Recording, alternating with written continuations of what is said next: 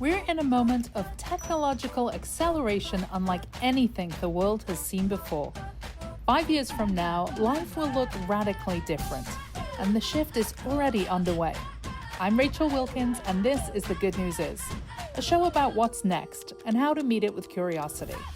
Each week, I'll talk with the thinkers and builders that are shaping the future, from the evolution of money to digital land, on-chain fashion, and even space travel. Let's get into it. Today, we are joined by former MLB player turned artist and visionary Micah Johnson.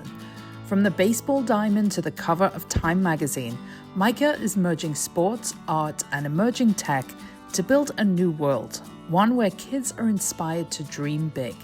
We talk about community, culture, and the future of IP, and how his creation, Aku, is helping to onboard the next generation into Web3. We are so honored to have the wonderful Micah Johnson joining us today. So GM. Good morning. Good morning. How's it going? Everything's good. Everything's good. You doing all right? I am great. I'm ready to get into this conversation. I'm so excited because you have been, I've admired your work. I've had the chance to sit down with you a couple of times and kind of get a sense of who you are creatively, who you are as a human being, but really excited to be talking about what you're actually doing right now. For anybody who's perhaps a new listener, a new watcher right now, can you give us an intro about your very illustrious career in the MLB and leading you to Aku Dreams now? Yeah, so, started my career as a baseball player, retired in 2018, became a full-time artist then, albeit a very starving one for a few years there. Created, my art is centered around, inspiring people to really chase their dreams. And the way I live is really the same message, trying to really embody my, that spirit on a daily basis. And, I created this character, Aku, that could be a representation of that in a form that could be across different mediums and reach different demographics than maybe my paintings might. And so now I just serve as a really just a creative conduit to hopefully inspire other people. So you're kind of a left brain, right brain kind of person, given that you have this this athletic, probably very methodical approach to what you did in sports, and then this very creative brain. Is this something you were nurturing all along, or is this something, this creative spirit that you found, did this come after baseball? No. I grew up playing piano, grew up fluent in Spanish. I didn't have all my classes were growing up were in Spanish until about fourth grade. Then we would have some classes in English, and then for the most part, most of them in Spanish. In college, I took advanced classical guitar. So I was always doing different things. And so I've always had this creative energy in me. So it's kind of been there. Did you ever feel conflict between those two kind of paths that you had? Did you ever feel that one didn't allow for the other at any point, or were you always able to keep both fires burning? No, I think I was able to always do both. When I played baseball, I worked really hard, extremely hard, and at the time, that was my priority, and the other stuff was just what I did off the field. People play video games, people do other things. That's just what I did off the field. So there was never a conflict in that. When I was playing with the Atlanta Braves, I was painting in my, apartment most of the time after games. And then, that was kind of just what I did. And so I just enjoy it. So now it's what I do full time. So take us back to kind of that inspiration. Was there one particular thing that happened or something that sparked the vision for Aku? And did you ever conceive that it would be something as impactful as it has become and end up on the cover of Time magazine? Was that something that you had kind of thought about when you first started creating it? No. You don't think about the outcome as a creative. You just create. I just wanted to create something that could reach a different audience, a different demographic, that was, again, more scalable than painting. Painting is such a thing that it's only I can do that, and that's only have so many hours in the day to create artworks that then go live on somebody's wall. right, in a private home. And so, I had no idea of the potential impact of this character or the broad reach of what this character could do. I think the way, Aku has been able to kind of sit at the intersection of art, sports, and culture is pretty unique, and kind of unique to kind of who I am as a creator and former athlete. And so that's something I didn't really anticipate. And all the, the accolades or recognition and stuff, I don't ever think about that stuff. You just create. And if you stay active and you stay creating, good things happen. I think that's very important for creators, is to understand is that when you're not in motion and kind of just trying to figure out what to do, you just have to be in motion at all times, because you never know what can come from that. And I think it's such a it says so much about who you are as an individual that those kind of moments are not the highlights to you. It's more about the impact that perhaps those moments are making on those individuals. Has there ever been a moment in this journey with Aku that perhaps you've had chance to speak with a young person who's been impacted by this story that's maybe stayed with you? Oh yeah, there's been a lot of those, which is a blessing. And that's really what the impact is about, is on the personal level. I think what I really pride myself on in this journey with Aku is the grassroots, organic nature of this character. Going to do school visits last year, I donated 5,000 Aku backpacks to kids across the country. I'm going to these different schools and these different organizations, and getting to interact with these kids is really exciting. To see the confidence they have, as young kids, and how this character can help foster that. Also applies to adults. I've met dozens of adults who resonate with Aku and the meaning, and spark. I've heard stories of Aku inspiring people to start a new job or chase their dream, and that's really what it's all about. And those, I believe in a world where social media can, you have a great platform of social media, you can reach a lot of people. I'm just old school. I like being on the ground. I like talking to people face to face on the phone. That's just kind of how I feel like I want to grow this brand, and grow Aku. Let's talk about kind of the first phase of what you did with Aku. What was the kind of the mission behind that initial drop, and what's it been like building a community of people who bought into this concept and this idea? Yeah, so early on, I think it was, you don't anticipate what it's going to be or what it can be, and so you go down. We've been down several paths of, how to build this out, how to scale this out, what to be doing with it. And you go down past kind of sometimes pretty far down that path, and realize it doesn't work, or it's not authentic, and there's roadblocks. And so you pivot along the way.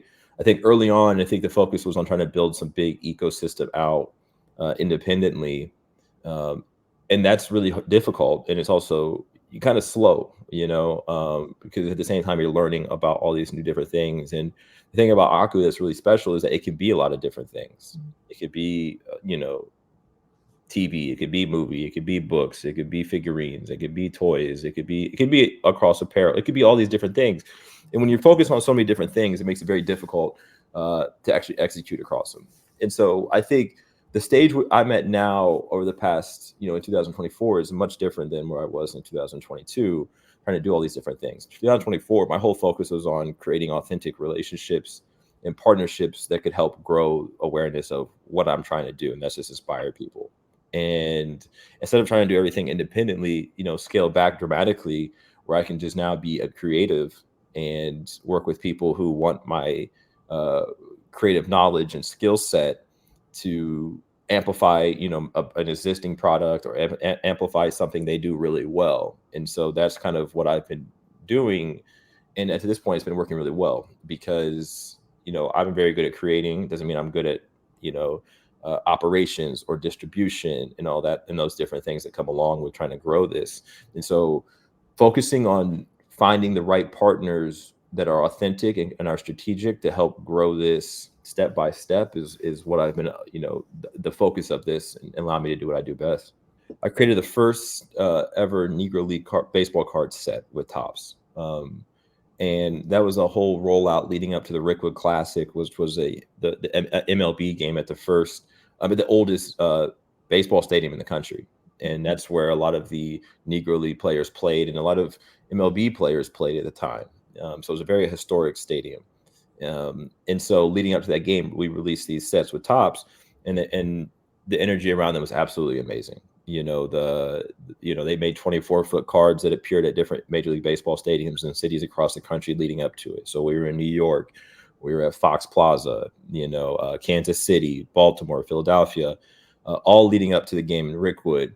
And it was covered extensively by the media across USA Today, New York Times, Forbes. We're on Fox and Friends, and so the energy around it was good. So I wanted to bring it back and tie it all together with my roots in Web3, and release my own variation of this with Base that allowed people to be a part of this really special moment, and tie it all together on chain, and allow my community to mint one for free, and then a very low price mint, so people do have access to the things that I'm doing with Aku, and it was really a really symbiotic way to kind of tie the whole project together. I think it's also just a great opportunity for people to have an access point that's perhaps the original Akus are beyond their price kind of limitations, and so to give this entry point that's also relatively friction free. I have to say, I went and I minted 2 this morning, and then I just I minted another one so we can give a couple away. Amazing, thank you. Super easy process. Like I think back to I've been in the space probably as long as you have, and all of those hoops that we had to jump through to kind of mint an NFT in 21, 22, like it is just becoming a much easier ecosystem, which excites me because I think we can really start to actually onboard people with a true purpose. Yeah, I mean, I think that's the key, is that we want to make this infrastructure accessible to people, everyday people, and extrapolate all the difficulties that we at the first onset of this kind of crypto art stage, back in when I minted my first NFT in February or March of 2020. There's definitely been a lot of growth, and that's the key, especially for a character or what I'm doing, which kind of is living within the traditional world, with all the projects that we're doing. How can we make sure that we onboard those people, and there's infrastructure to onboard new people into our ecosystem, in the Web3 ecosystem, in an accessible way. And also, to your point, like have an accessible entry point to own something that I've created, something with Aku. I think that stuff is really important, because that's kind of what prints serve for in the traditional physical art world. Artists release prints, but now with the ability to mint art on chain, I think that gives us even more opportunity for people to collect things and art that they like, and that they resonate with. You mentioned kind of the intersection of where Aku touches sports, culture, new technology. Like, just to kind of touch on something you shared there, do you have thoughts about the fine art world? Do you have any thoughts about where Aku could potentially fit there as well? Because I feel like the character just lends itself to so many verticals. Yeah. So it's one of those things. I'm an artist, and the fine art world is what it is, but I think it's not like it used to be. I think there's paths for artists that exist to make a living, that is beyond just the traditional gallery route, or the traditional getting into institutions. I think now artists do have many opportunities to generate money to support themselves, to continue to output creatively. And I look at myself as agnostic to any particular medium. I just want to get my art out there, and whatever that calls for. So in Aku's case, we do have things that we're doing from a traditional media storytelling perspective. That's just one bucket. We have another bucket we're working on that is more of a across apparel, right? And then in the art world, that's something that's very special to us. And like coming up in July, we're going to be unveiling 2 very historic projects. I don't think anything like these 2 have ever been done before in the art realm. And so just using these different mediums and touch points to grow this character. But again, they're all authentic to me. I think that's what's really important. Any thoughts on developing additional characters to join Aku and his world? Oh, that's been done with. We got more characters, a robust world, um, and that's going to be really exciting for people to see new characters resonate with new characters, different personalities, and that's going to be really exciting to see. It's a long process. I think Web3, you kind of think about time scales a little differently, but the reality is it doesn't really work like that, because especially being a creator led uh, ecosystem, creativity doesn't just come like you can't just write it. You can't just make something good like you're just writing an email. Like it comes in spurts. And so the Aku story is one that it's been years, working on it for years, and now I can honestly say it's done, and will be coming out next year. um it's just what it is. It takes time. It's going to take time to build these characters, this world, this ecosystem, and then we'll wake up 10 years from now and be like, oh, that flew by. So it's kind of how I look at it. That's my perspective on it. Talk to us a little about your creative process. Are you somebody who's like, get up, go to the studio, create, or are you someone who does kind of wait for that divine inspiration? Like, what is your process? It's a little, how do I explain it? It depends. Right now I can't really give you a kind of concrete answer on that because of the different range of projects that I have in production right now, in the varying degree of them. I think one thing that I'm kind of am different in is I do a lot of the deals myself, and I do a lot of the meetings and strategy myself. And so I like to do that. I like to be hands-on in that process. So my days kind of consist of creating, strategizing, ideating. But I think the one thing that makes us really good is that, basically it's just me and Dirk who communicate basically at this point telepathically. And we are able to iterate across different, ideas very, very quickly, and then know exactly at the point to output them to the other people that need to go execute those even further. But we're proficient in a lot of these tools that allow us to get ideas out in a way that people can understand very clearly. So there's not much back and forth once we get out of ideation stage or design stage, if that makes sense. So whether that's, let's talk about like a very large life-size sculpture, right? We're going to design that. We're going to go through different ideas very, very quickly, because we just know this character so intimately. And then we can output that out to the people that actually can produce the actual physical sculpture, right? And then there's no really going back and forth, because at this point we have really good people around us, and we all speak, really well together. I think communication is key. But you're a traditional painter. You're somebody who is, in the studio. I've watched videos of you in that creative process. Like you are very much a traditional artist in that sense. But it's interesting with this world that we're in right now, whereas it feels like as soon as that kind of last paintbrush, last mark on the canvas is done, it almost becomes a product, right? So you kind of lose that element of creativity, that ideation a little. But do you miss that kind of hands-on, just you and the canvas process? Is it something you allow yourself to have in between the deals and in between the ventures? Yeah. I mean, like the Tops project was an extensive project that, that was all, those portraits I created were charcoal on canvas. And so that was, tons of hours of work. So I was in the studio deep into that. And at that point, that's when I really block out everything else. And that's where, I make sure, and I'm very structured in this sense where, I'm not being distracted, because I know I need to execute this, and there's deadlines and there's timelines, right? But at the same time, knowing that we have, dozens of other projects in production, that's when it comes down. That's why, the ideation and design phase and getting into a place that people can understand is very important, because I'm very particular, very particular when it comes to design. So when I'm in the studio and I'm painting, I can't really be answering emails and going back and forth. People, I need to make sure that I get my vision out there, so that people can really, start to build it out, and then I can come back and it's already, we're making a lot of progress.